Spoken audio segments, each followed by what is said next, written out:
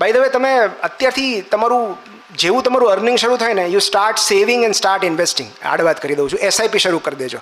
જે ભૂલ મેં કરી તમે ન કરતા. 10%, 5%, 100 રૂપિયાથી ચાલુ કરજો. પણ તમે આટલા યુવાન છો, તમે અત્યારથી જો તમને તમારામાં ફાઇનાન્શિયલ વિઝડમ આવશે, ફાઇનાન્શિયલ સ્માર્ટનેસ આવશે, તો આજથી 10-15 વર્ષ પછી તમને બહુ કામમાં લાગશે. ખાસ કરીને દીકરીઓને કહું છું કે તમારું પોતાનું સેવિંગ હોવું જોઈએ, તમારું પોતાનું ઇન્વેસ્ટમેન્ટ હોવું જોઈએ. આ વાત અત્યારે નહીં સમજાય, 10-15 વર્ષ પછી તમને આ બહુ આશીર્વાદરૂપ લાગશે.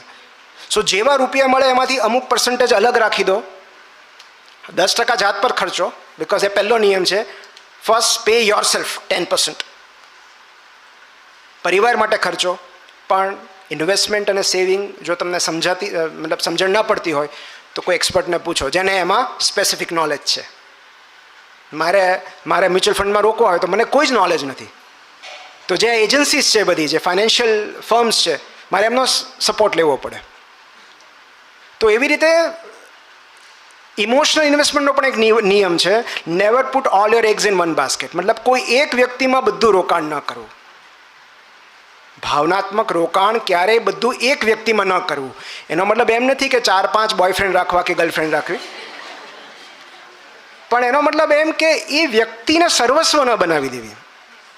તમારી જે કંઈ બીજી પ્રવૃત્તિઓ છે જે તમને ગમે છે એ શરૂ રાખવી.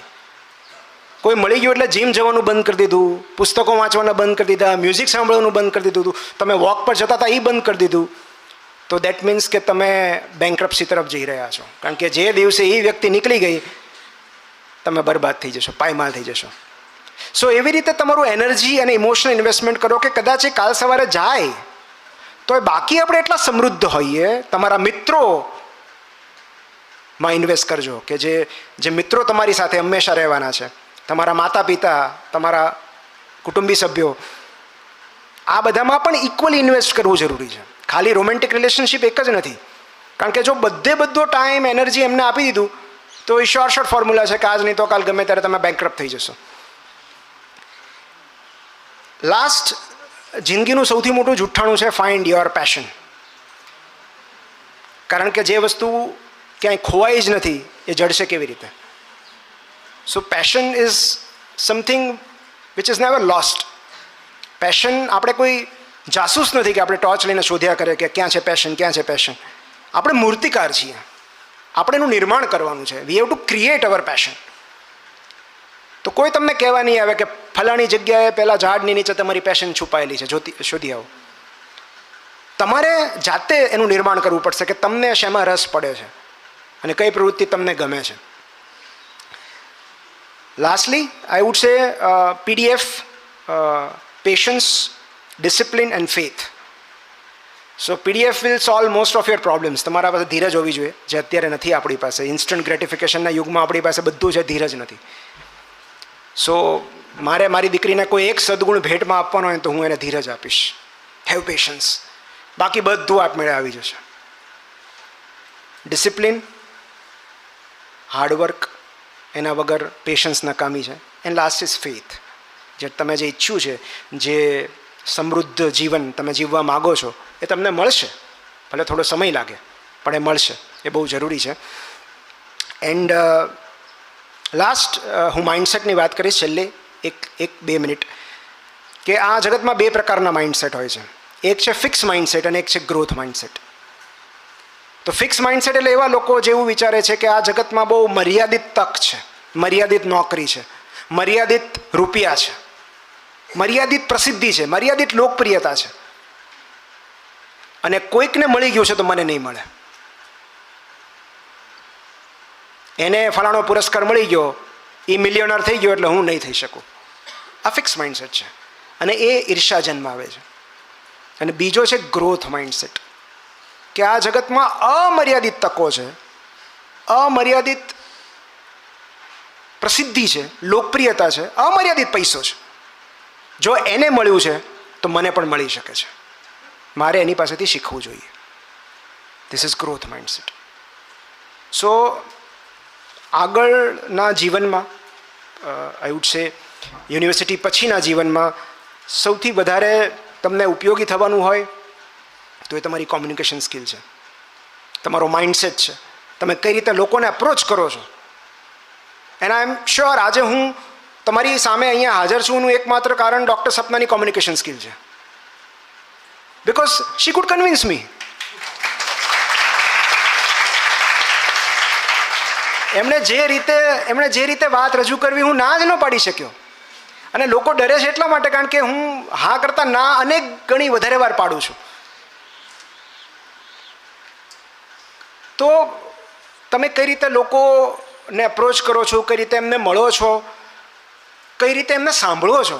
એક્ટિવ લિસનિંગ આ સૌથી મોટી સ્કિલ છે જે અત્યારે કોઈની પાસે નથી.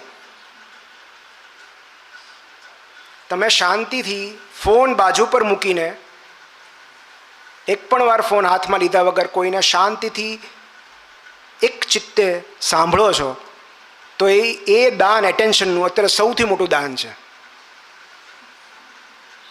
અને તમે સામેવાળી વ્યક્તિને તમારા પ્રેમમાં પાડી શકો છો માત્ર આટલું જ કરવાથી. કાંઈ જ બોલો નહીં, દલીલ ન કરો, ટોકો નહીં, ખાલી એને સાંભળો.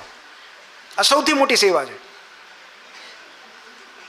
તમે જો 10, 15, 20 મિનિટ કોઈને શાંતિથી સાંભળો છો ને તો એનું અડધું દુઃખ ઓછું થઈ જશે, એની અડધી પીડા ઓછી થઈ જશે. મારી પત્ની ઘણીવાર મને કહે છે કે મારે સોલ્યુશન નથી જોતું, તું ખાલી સાંભળી લે, મને શાંતિ થઈ જશે. સો આ બહુ મોટી સેવા છે. તમે કોઈને શાંતિથી સાંભળો છો, તમે અત્યારે સેવા જ કરી રહ્યા છો મને સાંભળીને. સો તમારી કોમ્યુનિકેશન સ્કિલ, તમારો માઇન્ડસેટ, તમે પરિસ્થિતિને કઈ રીતે જોવો છો, આ બહુ જરૂરી છે.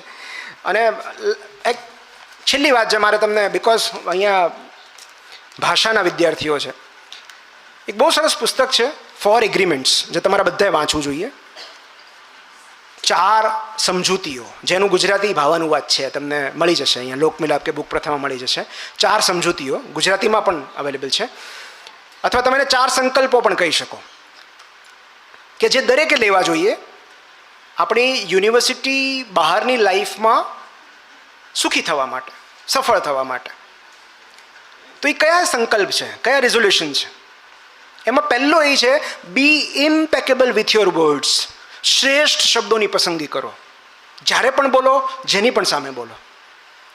કારણ કે આપણા વિચારો અને આપણા શબ્દો આપણું જીવન ઘડે છે. અવર થોટ્સ ક્રિએટ અવર રિયાલિટી, અવર વર્ડ્સ ક્રિએટ અવર રિયાલિટી.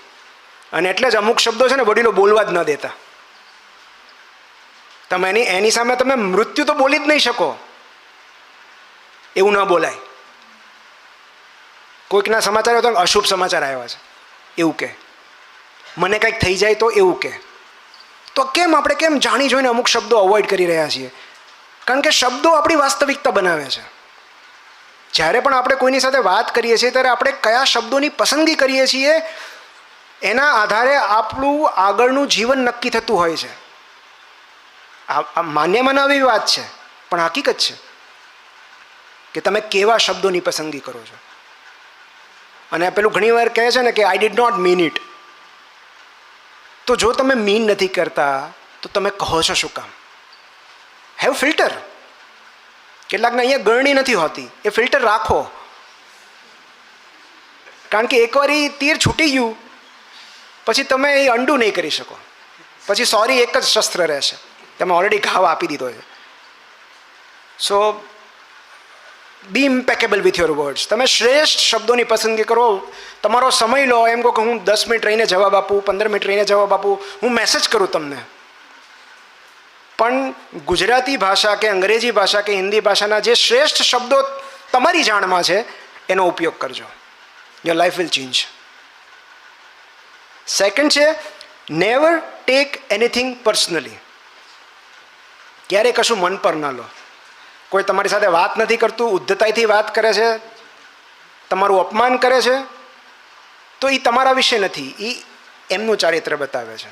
એ માણસ દુઃખી છે, એ માણસ ક્યાંક ભીંસમાં છે, એ પોતે એટલો બધો અસ્વસ્થ છે કે એની અસ્વસ્થતા બહાર છલકાય છે. It has nothing to do with you. આપણે ઘણી વાર થાય ને કે નીકળ્યા હોય વ્હીકલ લઈને, જરી કડી જાય ને મતલબ બાંધવાની રાહ જ જોતા હોય, નીચે ઉતરી જાય તરત. કેટલું બધું ફ્રસ્ટ્રેશન હશે. મતલબ ભારત પિંક બોલ ટેસ્ટ હારી ગયું ત્યારથી લઈને ઘરમાં કોઈનું સાંભળતું નથી. જગતભરના ફ્રસ્ટ્રેશન માટે તમે જ મળશો એને. તો એ ગંદકી ઠાલવવાનું સ્થળ મળી ગયું ને એને. તો એ તમને ગમે એવા શબ્દો કે ભાઈ સોરી મારી ભૂલ થઈ ગઈ, કારણ કે it is not about you, it is about him. એ દુઃખી છે, એ પીડાય છે. સો ક્યારે પણ કશું મન પર ન લેવું, એને પર્સનલી ન લેવું, કારણ કે એ તમારા વિશે છે જ નહીં, એ એમના વિશે છે. જે માણસ સુખી ને પ્રસન્ન છે એ શું કામ તમને હેરાન કરે, એ શું કામ તમારું અપમાન કરે, એ શું કામ તમારા વિશે ઘસાતું બોલે, શું કામ તમારી ટીકા કરે. તો જેમને પોતાનું જીવન શુષ્ક અને કંટાળાજનક હોય છે ને એમને જ બીજાના જીવનમાં રસ પડે છે. તમારી લાઈફ જ હેપનિંગ હોય, તમારી પાસે જ કામ ખૂટતા ન હોય, તો તમે બીજાના જીવનમાં શું ડોક્યું કરવા જવાના. અને એટલે જ પેલું કહે છે ને get a life. Get a life બહુ મિનિંગફુલ સ્લેંગ છે કે ભાઈ તું મારા જીવનમાં શું થાય છે નહીં, તું તારું કંઈક ઇન્ટરેસ્ટિંગ લાઈફ શોધી કાઢ કે જેમાં તારે મારા જીવનમાં પંચાયત ન કરવી પડે. ત્રીજું છે નેવર મેક અઝમ્પશન્સ. ક્યારે ધારણા ન કરવી. ફોર એક્ઝામ્પલ ક્યારના સાહેબ સુનમુન બેઠા છે એટલે મને એવી ધારણા થાય છે કે હવે મને બેસાડી દેશે કે બહુ થયું. 5 દિવસથી તમારા મિત્રનો મેસેજ નથી, એમ થાય કે કાંઈક મારી મેં કાંઈક કીધું હતું એનું ખોટું લાગ્યું છે, પેલી વાત નથી કરતી, મારામાં ઇન્ટરેસ્ટેડ નથી. આ બધા એઝમ્પશન્સ છે.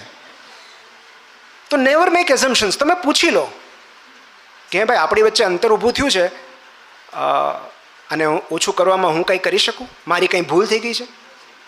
તમે કેમ મારાથી નારાજ લાગો છો? પૂછો. જ્યાં સુધી પૂછશો નહીં ત્યાં સુધી ખબર નહીં પડે.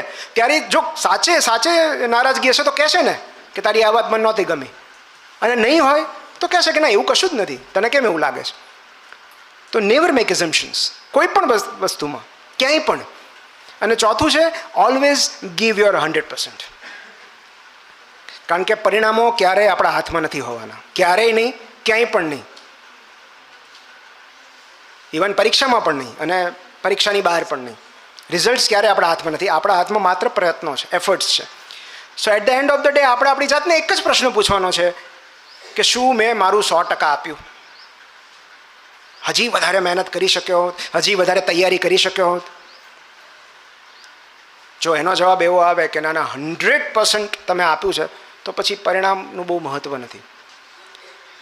છેલ્લું રેપ્યુટેશન બાકી રહી ગયું. રેપ્યુટેશન એટલે એમ નહીં કે મારા મમ્મી પપ્પા શું વિચારશે, સમાજ શું વિચારશે, શિક્ષકો શું વિચારશે.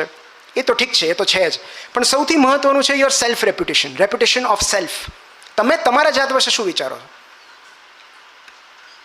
એ બહુ જ મહત્ત્વનું છે કે તમારી નજરમાં તમારી શું છબી છે.